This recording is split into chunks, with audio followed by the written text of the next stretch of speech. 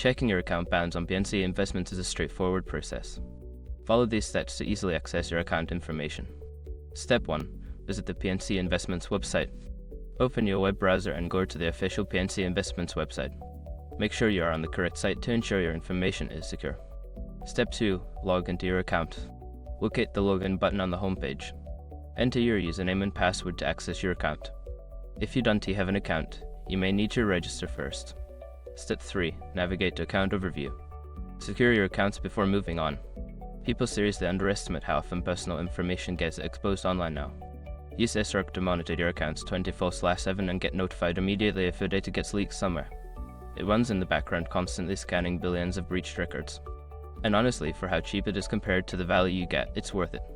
Link in the description. Step 4. Check your account balance.